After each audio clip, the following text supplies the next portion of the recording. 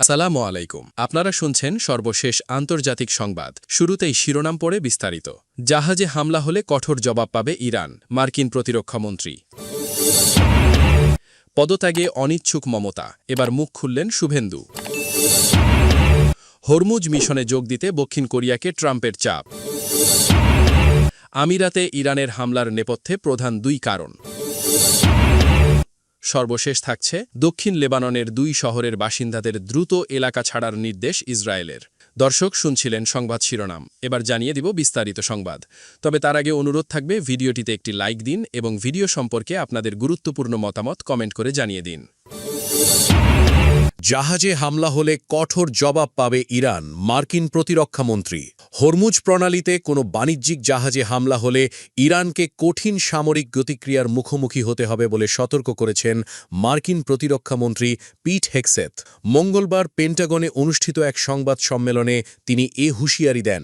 এ সময় তেহরানকে স্পষ্ট বার্তা দিয়ে বলেন, হরমুজ প্রণালীতে যেন কোনো ধরনের জাহাজে হামলা না চালানো হয়।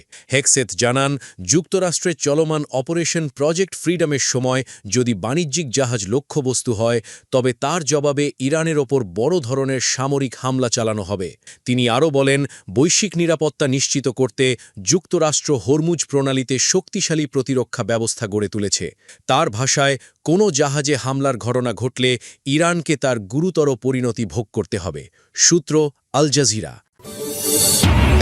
পদত্যাগে অনিচ্ছুক মমতা, এবার মুখ খুললেন শুভেন্দু অধিকারী।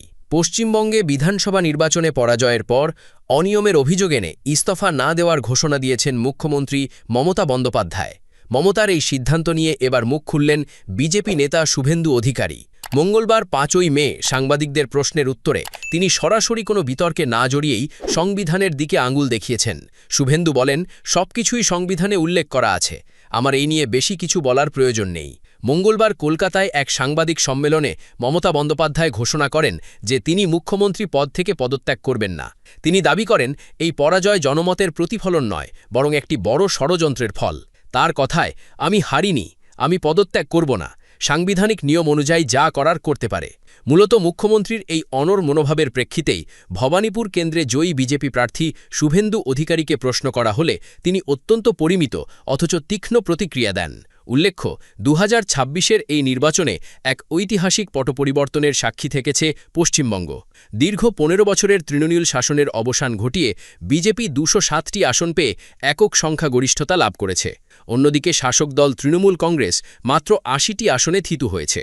খোদ মুখ্যমন্ত্রী মমতা বন্দ্যোপাধ্যায় তার নিজ এলাকা ভবানীপুরে শুভেন্দু অধিকারীর কাছে পরাজিত হওয়ার পর পরিস্থিতি আরও জটিল রূপ নিয়েছে। সূত্র এনডিটিভি। হরমুজ মিশনে যোগ দিতে দক্ষিণ কোরিয়াকে ট্রাম্পের চাপ। হরমুজ প্রণালীতে দক্ষিণ কোরিয়ার একটি পণ্যবাহী জাহাজসহ বিভিন্ন লক্ষ্যবস্তুতে ইরান হামলা চালিয়েছে বলে অভিযোগ করেছেন যুক্তরাষ্ট্রের প্রেসিডেন্ট ডোনাল্ড ট্রাম্প। একই সঙ্গে তিনি দক্ষিণ কোরিয়াকে যুক্তরাষ্ট্রের সামরিক উদ্যোগ প্রজেক্ট ফ্রিডমে যোগ দেওয়ার আহ্বান জানিয়েছেন। সোমবার সামাজিক যোগাযোগ মাধ্যমে দেওয়া এক পোস্টে ট্রাম্প বলেন, প্রজেক্ট ফ্রিডম অভিযানের প্রেক্ষাপটে ইরান কয়েকটি অপ্রাসঙ্গিক দেশের জাহাজে গুলি চালিয়েছে, যার মধ্যে একটি দক্ষিণ কোরিয়ার কার্গো জাহাজও রয়েছে। তিনি দাবি করেন, যুক্তরাষ্ট্র ইতোমধ্যে ৭টি ছোট নৌযান ধ্বংস করেছে। তবে দক্ষিণ কোরিয়ার জাহাজ ছাড়া অন্য কোনো জাহাজে এখন পর্যন্ত বড় ধরনের ক্ষয়ক্ষতির খবর পাওয়া যায়নি। হরমুজ প্রণালীতে আটকা পড়া বাণিজ্যিক জাহাজগুলোকে নিরাপদে বের করে আনতে যুক্তরাষ্ট্র এই প্রজেক্ট ফ্রিডম অভিযান শুরু করেছে। দ্য কোরিয়া টাইমসের প্রতিবেদনে বলা হয়, দক্ষিণ কোরিয়ার শিপিং কোম্পানি পরিচালিত পানামা পতাকাবাহী একটি জাহাজে বিস্ফোরণের ঘটনা ঘটেছে বলে জানিয়েছে সিওল। দেশটির পররাষ্ট্র মন্ত্রণালয় জানিয়েছে, সংযুক্ত আরব আমিরাতের কাছাকাছি অবস্থানরত ওই জাহাজে ২৪ জন নাবিক ছিলেন। এর মধ্যে ৬ জন দক্ষিণ কোরীয় এবং বাকিরা বিদেশি নাগরিক। তবে এই ঘটনায় কোনো আহত হওয়ার খবর পাওয়া যায়নি। বিস্ফোরণের কারণ তদন্ত করে দেখা হচ্ছে বলে জানিয়েছে কর্তৃপক্ষ। সিএনএনের বিশ্লেষণ। আমিরাতে ইরানের হামলার নেপথ্যে প্রধান দুই কারণ। যুক্তরাষ্ট্র ও ইরানের মধ্যকার যুদ্ধবিরতি চুক্তির প্রায় ১ মাস পর সংযুক্ত আরব আমিরাতে ফের হামলা চালিয়েছে ইরান। সোমবারের এই হামলায় মধ্যপ্রাচ্যের ভূ-রাজনীতি এবং জ্বালানি নিরাপত্তা আবারও ঝুঁকির মুখে পড়েছে। চলমান যুদ্ধবিরতির মধ্যেও ইরান কেন শুধুমাত্র আরব আমিরাতকে লক্ষ্যবস্তু করল, তার পেছনে দুটি প্রধান কারণ থাকতে পারে বলে উঠে এসেছে সিএনএনের এক বিশ্লেষণে। ইরানের এই হামলার একটি অন্যতম কারণ হল বৈশ্বিক জ্বালানি বাজারে আরব আমিরাতের প্রভাব খর্ব করা। হরমুজ প্রণালী বন্ধ থাকার সময় যখন প্রতিবেশী দেশগুলো তেল রপ্তানিতে হিমশিম খাচ্ছে, তখন আমিরাত ফুজাইরা পাইপলাইনের মাধ্যমে বিশ্ববাজারে অপরিশ্রুত তেলের সরবরাহ স্বাভাবিক রেখেছে। এই বিশেষ পাইপলাইনটি হরমুজ প্রণালীকে এড়িয়ে সরাসরি ওমান উপসাগরের সাথে সংযুক্ত, যা সোমবারের হামলার মূল লক্ষ্য ছিল। হামলার ঠিক আগে ইরানের ইসলামিক রেভলিউশনারি গার্ড কর্পোরেশন একটি নতুন মানচিত্র প্রকাশ করে, যেখানে ফুজাইরাকেও তাদের নিয়ন্ত্রিত অঞ্চলের অন্তর্ভুক্ত দেখানো হয়।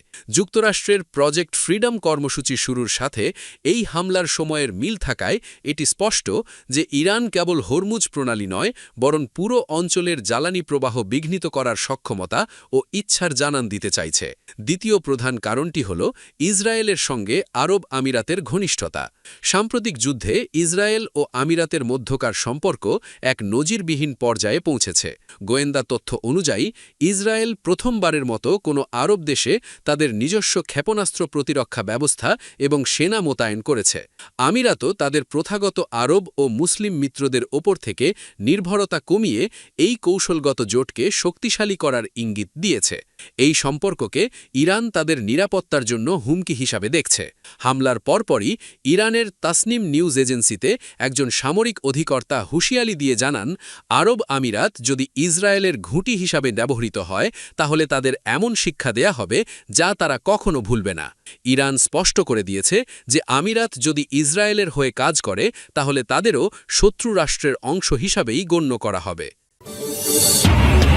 দক্ষিণ লেবাননের 2 শহরের বাসিন্দাদের দ্রুত এলাকা ছাড়ার নির্দেশ ইসরায়েলের। দক্ষিণ লেবাননের 2টি শহরের বাসিন্দাদের সরিয়ে নেওয়ার নির্দেশ দিয়েছে ইসরায়েলি সেনাবাহিনী। আইডিএফের পক্ষ থেকে জাবশিতে এবং সারাফান্দ এলাকার বাসিন্দাদের তাৎক্ষণিকভাবে এলাকা ছাড়ার নির্দেশ দেওয়া হয়েছে। নির্দেশে বলা হয়েছে, উল্লেখিত 2টি শহরের বাসিন্দাদের অন্তত 1000 মিটার প্রায় 0.62 মাইল দূরে খোলা জায়গায় সরে যেতে হবে। ইসরায়েলি সেনাবাহিনী জানিয়েছে, যে সব স্থানে তারা হিজবুল্লাহর উপস্থিতি, অবকাঠামো বা সামরিক কার্যক্রম রয়েছে বলে দাবি করছে, সেসব এলাকার কাছাকাছি অবস্থান করলে বাসিন্দাদের জীবন ঝুঁকির মধ্যে পড়তে পারে।